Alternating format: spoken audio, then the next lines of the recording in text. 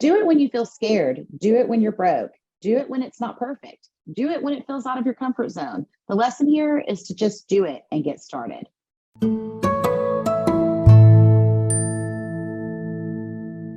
Thanks, guys, for joining me this week. I'm super pumped and excited to introduce you to this week's guest. Her name is Jennifer Behnke, and she is co-owner and president of United Federal Logistics and UFL Services. Welcome, Jennifer.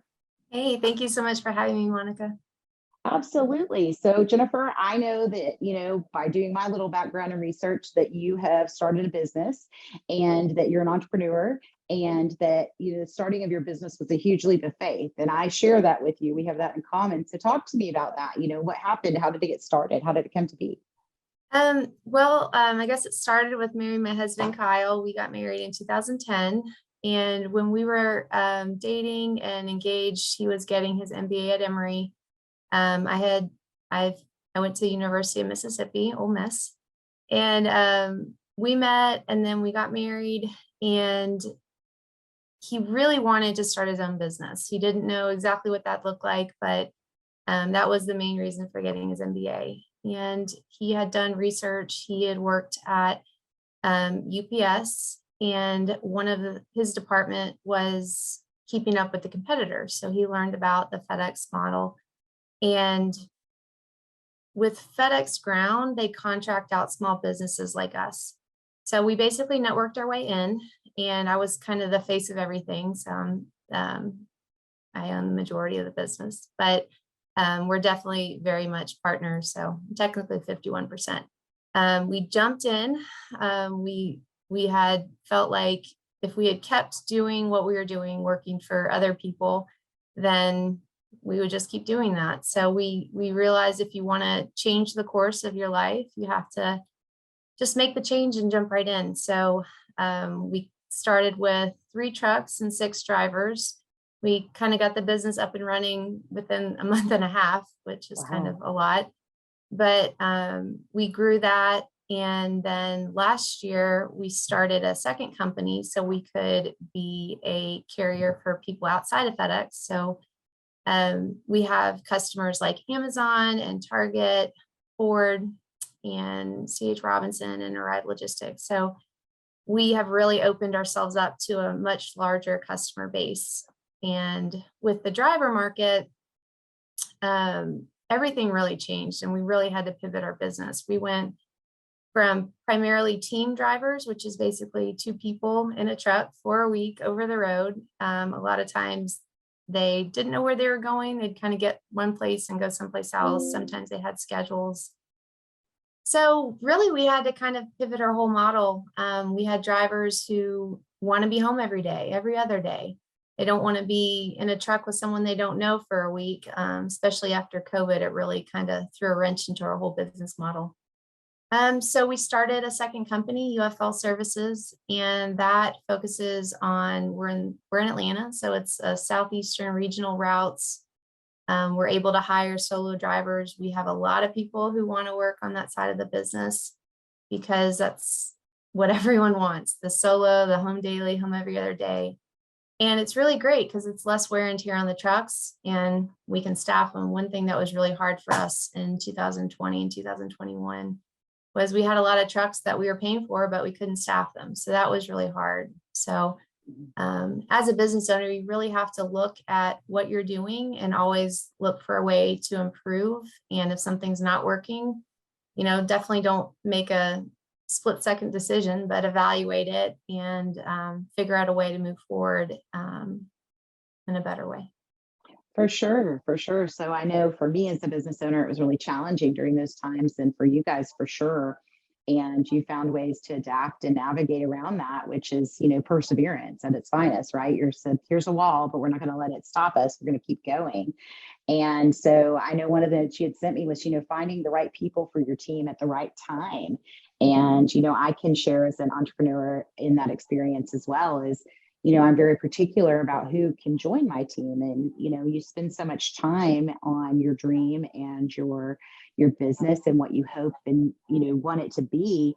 And you want people to share that. And one of the hard lessons I've had to learn is that, people aren't going to care about my dream as much as I care about it, right? Because it's our Exactly. dreams, right? And so that's, it is critical to find the right people to help you to achieve what you're trying to. But it sounds like as an organization, you guys did a really awesome job of leaning in to what your people's needs were and really reorganizing yourself to be able to Yeah. accommodate that, which really helps them have their needs met as well, which is super important.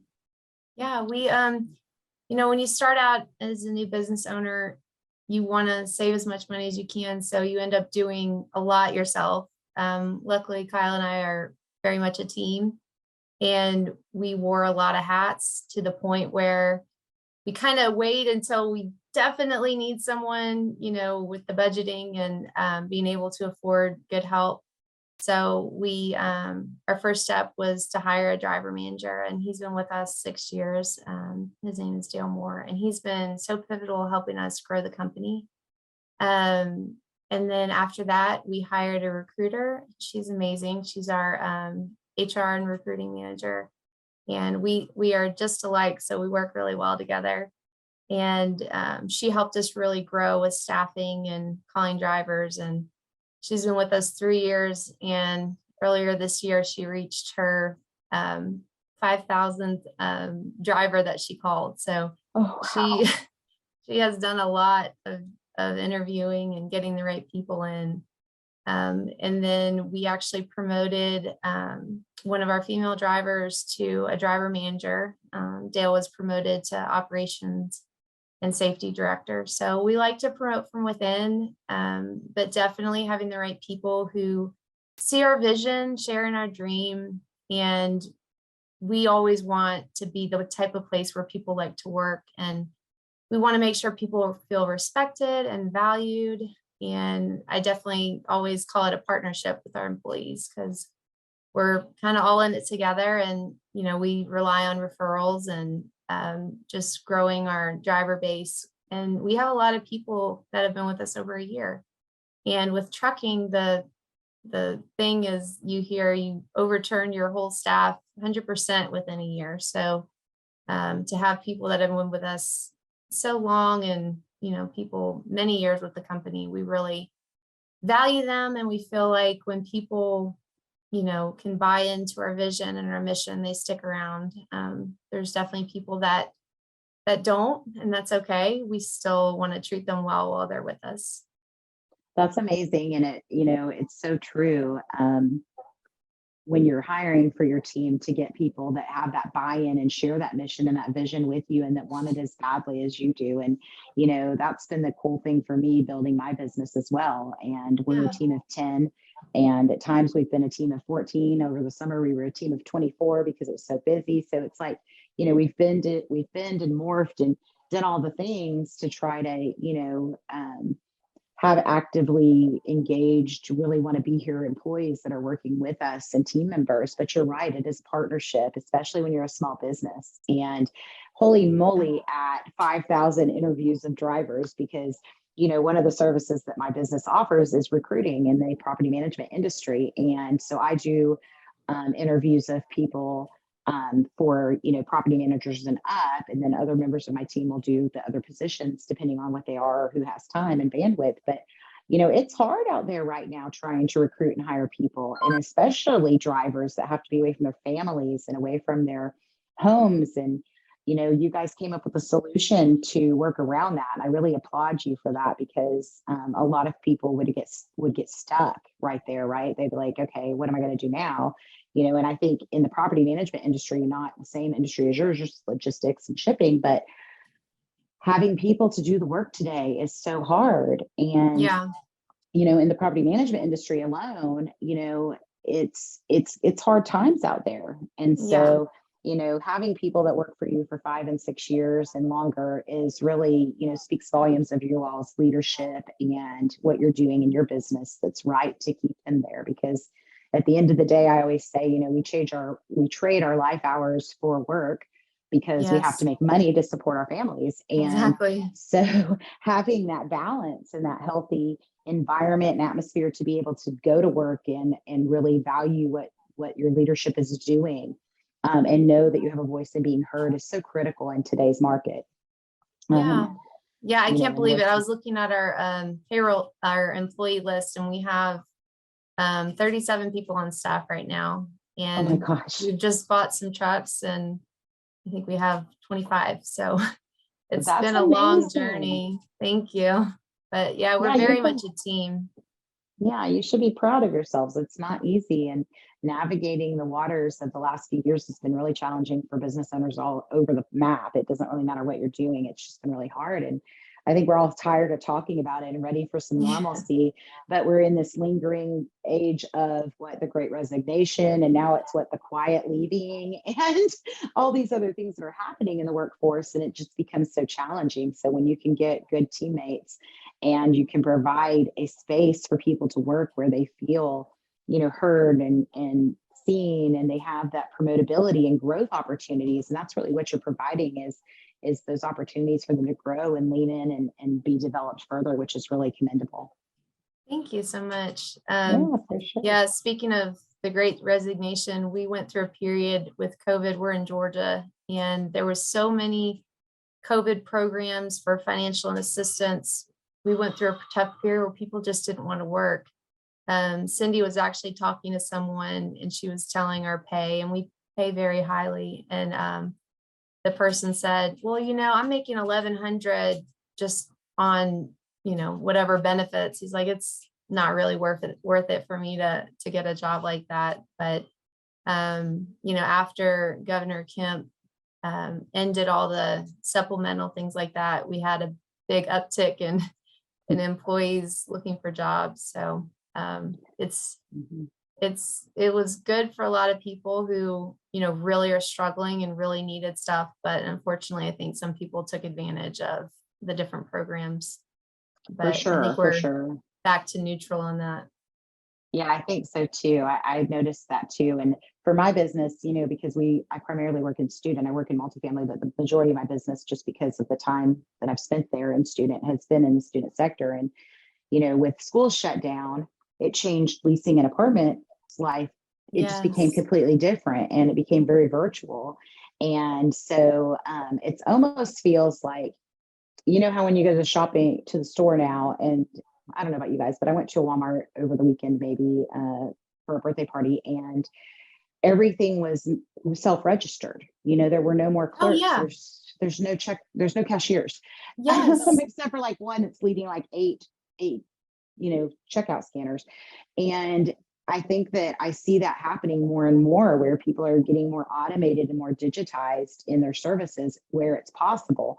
But there are still pieces where it can't be done, right? And Yeah. so when I think about, people in the workforce, in the industry, in my industry at least, what we're seeing happen post pandemic is people are coming back, and they may have served a long period of time in our industry, but they're not seeing the pay increases that they felt valued for, Yeah. and that they deserved because of their tenure and time.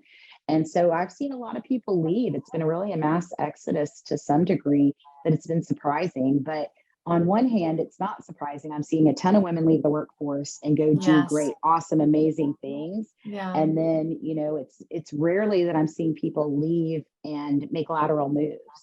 They're really leaving and changing course. And I think that during the pandemic, on another episode I had done in the past, we talked about how it just left us with ourselves, and time slowed down.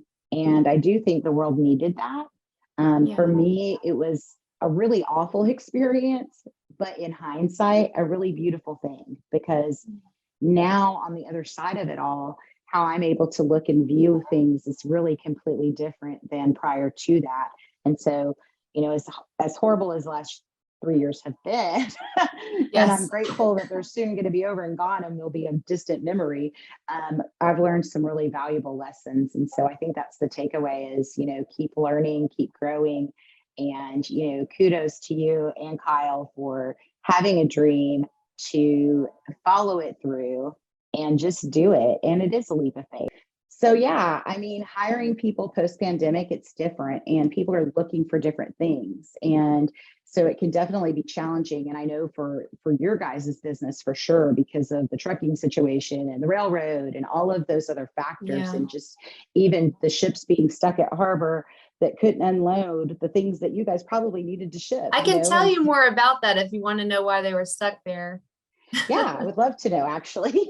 So one problem, the biggest problem, is everything was coming in from the ports and things were leaving California, but there wasn't any freight going to California. So we only get paid for the drive time that we're under dispatch or loaded. But people would basically have to drive out their bobtail, which is just the tractor part, and then they would have to get loaded, or the trailers, and then they would go. So with no freight going into California, people didn't want to go there to leave. So it was nothing going in and everything going out. So that was, I think, one of the biggest problems why everything got stuck out there. That makes sense. That makes sense. I'm always fearful now when I'm ordering something. I'm like, is it going to be stuck somewhere, or is it going to really come? Like, well, that's US-based.